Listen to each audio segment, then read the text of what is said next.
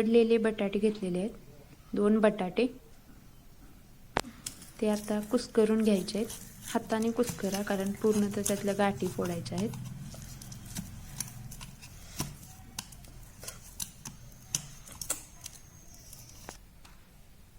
हिरवी मिरची टाकलेली आहे, 1 हिरवी मिरची कट केलेली आहे बारीक. आलं लसूण पेस्ट अर्धा चमचा, अर्धा चमचा गरम मसाला, अर्धा चमचा धने जिरे पावडर,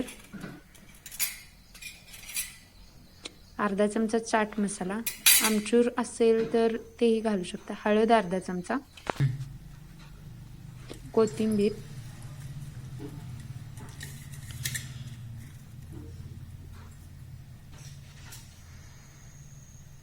चवीनुसार मीठ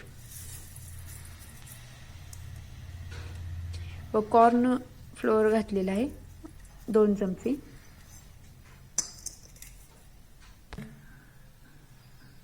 लाल तिखट थोडंसं ऑप्शनल आहे, नाही घातलं तरी चालेल. मिक्स करून घ्यायचं आहे.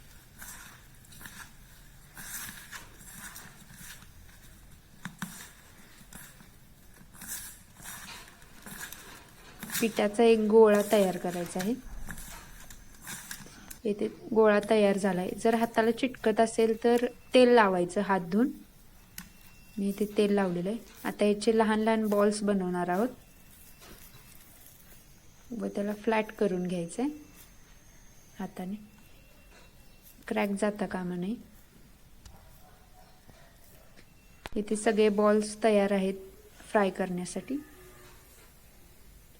कढईमध्ये तेल गरम केलेले आहे, त्यामध्ये आपण बॉल्स सोडणार आहोत.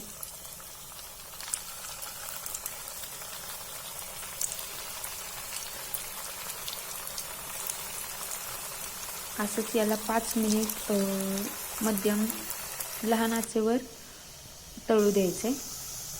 अजिबात पलटायचं नाही 5 मिनिट.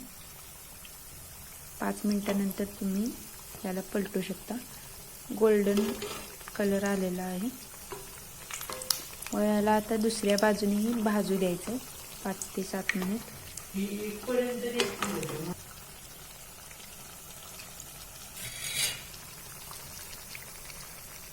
5 मिनिटानंतर इथे बघू शकता, म्हणजे टोटल 10 मिनिट झालेले आहेत. बॉल्स एकदम रेडी झालेले आहेत, क्रिस्पी व गोल्डन कलर आलेला आहे. आता आपण हे काढून घेणार आहोत.